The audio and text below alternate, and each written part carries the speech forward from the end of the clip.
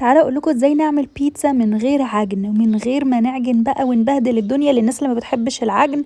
عايزه اقول لكم ان احنا هنعمل بيتزا الخطيره اللي انتوا شايفينها دي من غير يعتبر ما نلمس العجينه اصلا، يعني مش هنعجن ولا هنبهدل ايدينا ولا اي حاجه. وهقول لكم على كام تركايه كده تطلع معاكم العجينه والموتزاريلا والحشوات بتاعتها، وتطلع اصلا البيتزاية احلى من بتاعت بره، بمناسبة ان احنا كمان مقاطعين الفترة دي والفترة الجاية كلها. عموما كوباية مية دافية، الكوباية اللي بنشرب فيها الشاي عادي جدا، او اي كوباية معيارية او اي كوباية هي اللي هنعاير بيها كل المقادير اللي هقولكوا عليها. ننزل عليها معلقة كبيرة من الخميرة، معلقة صغيرة من السكر، ونقلبها ونركنها على جنب.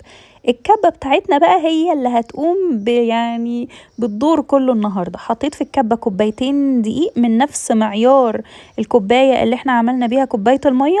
حطينا على الدقيق معلقة صغيرة من البيكنج باودر، معلقة صغيرة من السكر، نص معلقة صغيرة ملح، معلقة صغيرة من الأوريجانو، و3 معالق زيت زيتون أو زيت ذرة كبار. تمام. وهنبدأ ان احنا نخلط كل الكلام ده من غير المية خالص في الكبة، وبعد كده هنبدأ نزود لها المية بالخميرة بتاعتنا، ونبدأ نضربها في الكبة لغاية ما نوصل للقوام اللي احنا عايزينه، ان هي عجينة ما تلزقش معانا. ممكن نوع الدقيق بيختلف من مكان للتاني ومن يعني من حد للتاني، فانتوا ابدأوا بكوباية الا ربع مية، يعني تقريبا كوباية الا ربع مية دافية. وبعد كده لو العجينة احتاجت شوية مية ممكن نزود لها شوية مية دافيين تانيين عشان بس العجينة ما تبقاش طرية. ولو طرت منكم قوي ممكن نزود لها كام رشة دقيق كده لغاية ما تبدأ ان هي تلم معانا تاني، وتبقى زي ما انتوا شايفين كده بالظبط في الفيديو، متماسكة وشايفين ما بتلزقش في الايد خالص. كده العجينة بتاعتي يعني 100. انا هنا عملت مقدارين، سبت العجين بتاعي يرتاح حوالي نص ساعة لساعة، او ممكن تشتغلوا بيه على طول، بس انا بفضل ان احنا نسيبها تريح عشان تبقى سهلة معانا في الفرد. هبدأ افردها كده زي ما انتوا شايفين. عايزة اقول لكم المقدار ده بيعمل بيتزاية كبيرة، حجمها كبير قوي، ممكن تقسموه على بيتزتين وسط او 3 مثلا صغيرين، هيبقوا حلوين جدا. انا هنا عندي صواني البيتزا اللي هي المخرمة من تحت، برشها رشة دقيق وبرش الرخامة رشة دقيق، وبعدين ابدأ افردها بايدي الاول، وبعد كده بالمردانة او النشابة او اي حاجة تقيلة عندكم، او بايديكم مش لازم يعني. المهم ان احنا هنخليها زي نفس حجم الصينية بتاعتنا، ويفضل في صواني البيتزا ان هي تكون ملهاش حرف وتبقى رقيقة، ما تبقاش الحرف بتاعها عالي وتخينة قوي كده عشان تستوي معانا البيتزا كويس. وانتوا بتفردوها ممكن تلاقوها صعب ان هي تتفرد او بترجع مكانها تاني، يعني بتتشد تاني وتصغر تاني. عايزه اقول لكم ده معناه ان انتوا تسيبوها كمان 10 دقايق بس ترتاح، هتلاقوها بتتفرد معاكم في الصينيه بسهوله جدا. المهم هنا خلاص انا فردت العجينه بتاعتي. خطوه مهمه لازم اعملها ان انا بجيب الشوكه واقعد اعمل شويه اخرام كده وفتحات في البيتزا. بعد ما خرمنا البيتزا بتاعتنا هنبدأ نحط الصوص بتاعنا. الصوص بتاعنا انا عاملاه قبل كده ونزلته، هتلاقوه موجود عندي.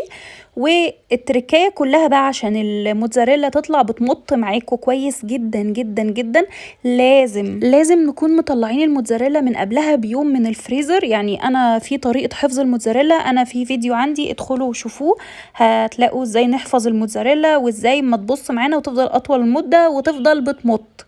لو هنعمل مثلا البيتزا النهارده، لا لازم نطلع الموتزاريلا من قبلها بيوم في التلاجة، ووقت الاستخدام قبل ما نيجي نعمل البيتزا بساعتين او ساعة نطلعها بره على الرخامة، بحيث ان هي تبقى في درجة حرارة المطبخ عشان تفضل سايحة معايا. لو طلعتوها متجمدة وحطيتوها على البيتزا على طول عمرها ما هتسيح ولا هتمط ولا اي حاجة من الكلام ده.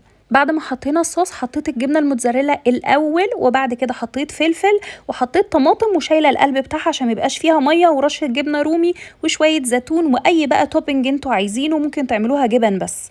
والتسويه بتاعتها انا هعمل معاكم واحده تانية بس هقول لكم طريقه التسويه. بندخلها الرف الوسطاني، عايزه اقول لكم على درجه حراره 180، بتاخد حوالي من 11 ل 12 دقيقه. وبعد كده بشغل لها الشوايه 3 دقايق بالظبط، وتفضلوا باصين عليها عشان ممكن تتحرق منكم. الشوايه بس تسيح الجبنه وما تغيرش لونها عشان تفضل بتمط معاكم والجبنه ما تنشفش. عايزه اقول لكم فيديو البسطرمه، ازاي نعمل بسطرمه وازاي يبقى النكهه بتاعتها موجوده في كل قطمه من البيتزا، انا منزلاها قبل كده، وطريقه عمل البسطرمه في البيت بطريقه سهله وتحفه. هتلاقوا كل الفيديوهات دي عندي. وكده خلصنا البيتزا بتاعتنا. عايزه اقول لكم هتطلع احلى واطرى بيتزا من غير اي عجن ولا بهدله ولا اي حاجه. ما بتاخدش 5 دقايق في الكبه بنبقى خلصنا البيتزا كلها. ممكن تعملوا بالعجينه دي الميني بيتزا، او ممكن العجينه دي برضو تعملوا منها فطاير صغيره. عايزه اقول لكم العجينه دي تنفع لاي حاجه، وسهله وسريعه وطعمها حلو قوي. ما تنسوش بقى لو عجبكم الفيديو ده اعملوا له شير واكتبوا لي رايكم في الكومنتات. باي.